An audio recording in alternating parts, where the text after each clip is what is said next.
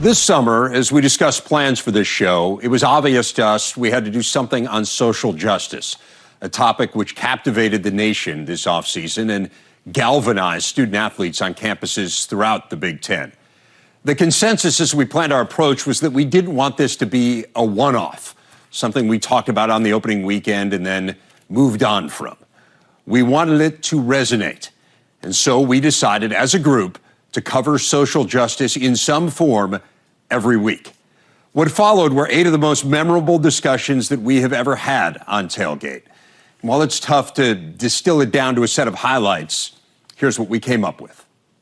My freshman year, I was averaging 50 to 100 letters a week from Klan groups and bad organizations. Got death threats over the phone. So it was really tough. I just wanted to go to school and do a good job of playing ball and getting a good education. So, but it was life-changing, and it was just amazing. After my first game, we played Minnesota. We win 56-7, and it just all stopped. There are still stereotypes that exist. Lamar Jackson won a Heisman Trophy in college. He was asked to work out at wide receiver in the NFL Combine. He said no, plays quarterback in the NFL, won an MVP. When you go to the NFL Combine, you'll listen to some of the analysts talk about quarterbacks who are cerebral players. They're very smart players on the field. The black quarterback, they'll say, is an instinctive player. Any creature has instinct. It's not anything that takes a lot of brain power. It's a natural reaction. When you hear them talk about the white quarterbacks, they'll talk about intelligence. They'll talk about how they study.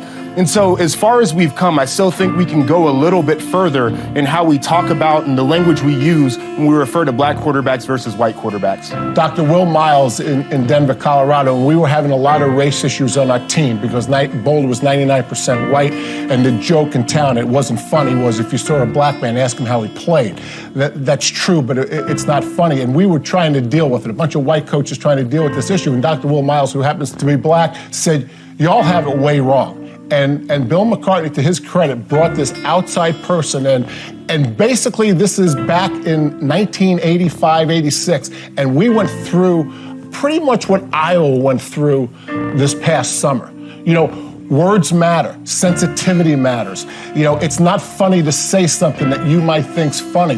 We're bringing these people from the inner cities to white Boulder. How do we deal with it? And he educated us. When I went to Vanderbilt as the head coach, I asked Dr. Miles to come with me. I say this all the time. Recruiting has changed my life because I've seen the world through the dining rooms and the kitchens of America, Los Angeles to New York, Gulf of Mexico to the Canadian border. And I have seen race like not many Americans have seen. I think anytime you're talking to somebody who you've been through adverse situations with, somebody who you love and trust, you can have a disagreement fundamentally on a number of issues and still understand where the common ground exists. And I think that's the nuance that's lost a lot of times in society, is when we have political conversations or conversations about religion or what have you, a lot of times we lose the fact that there is more middle ground between all of us that exists than difference. And everybody's living on these poles right now because everything has become so polarized. But in a locker room, we've boiled it down to we're all hardworking guys, we all care about each other, and we're all purpose-driven for the same goal. And I think a lot of times as Americans, we have to realize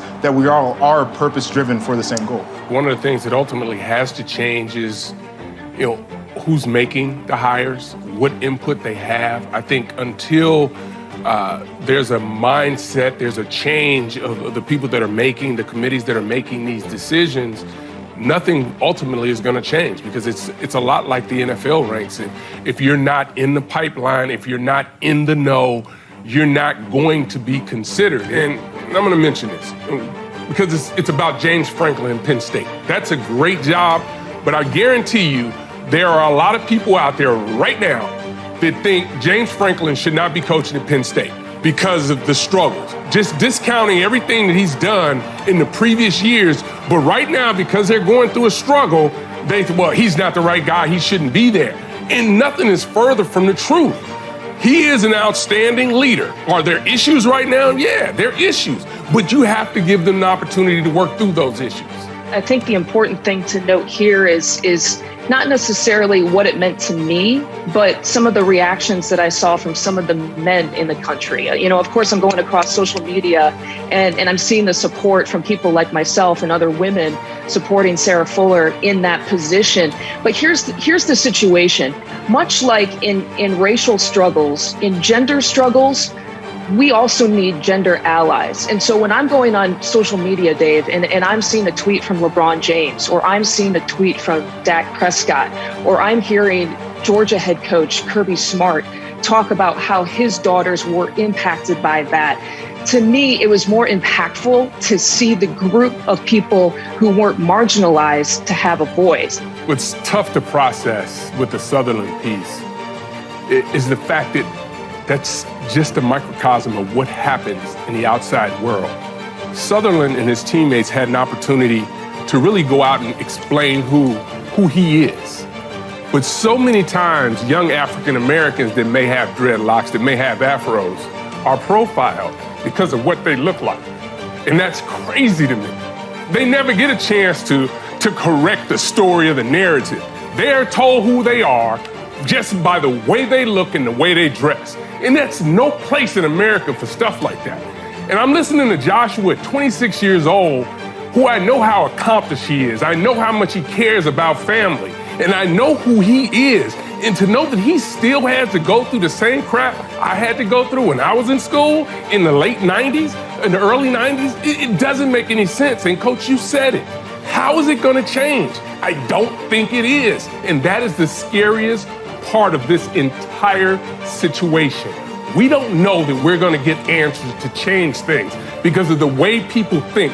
Just because the way you look is automatically determined you're either a good person or a bad person by the way you look, by the way you speak, by where you grow up, by what you drive, by the amount of money you have. All of those things are dictated before people even see the character of the man or woman that you are. Extremely powerful and a wonderful place for us to finish and maybe start one last conversation about this. Guys, we undertook this with an idea of having dialogue, of being able to express our ideas and our thoughts. Your takeaway after 8 weeks of these conversations. Joshua, I start with you.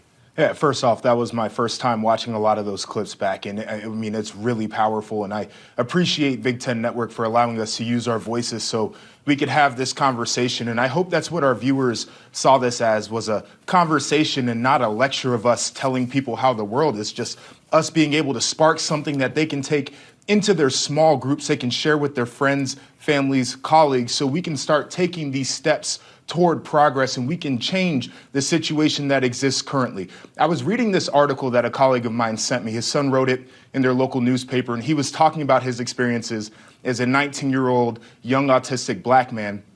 He was saying that he really had his first experiences in the real world this year, and it's different than the bubble that he grew up in.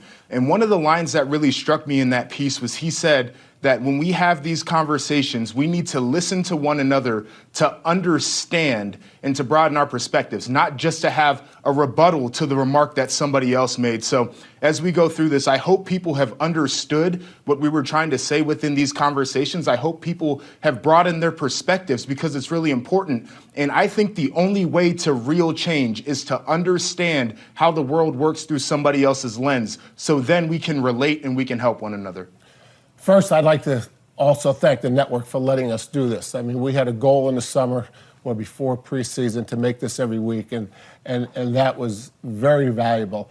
You know, I always say our race story starts with our personal experience, and I appreciate having the opportunity to share my story through recruiting. And then I think it's reading and research. And as a result of the show, my son-in-law gave me this book, White Fragility, which I highly recommend. And so I know we're reaching people. The other way we advance our race story is by related stories. And not only the stories that we shared with the audience, but the stories that we had as a team on the phone, getting ready for these shows, to hear Howard and Joshua share some of their stories. I'll say this. There's no way in the world I know how Howard and Joshua feel, but I feel like I touched how they feel because they shared with us. You know, I think when I think back on it, I think the network did a remarkable job because in many ways the network took a risk in allowing us to do something like this because this is going to upset some people. And through Twitter, we saw that it did. But I thought that it brought more good, more conversation. Joshua, you mentioned it, for people to be able to go back to their own groups and have the discussion.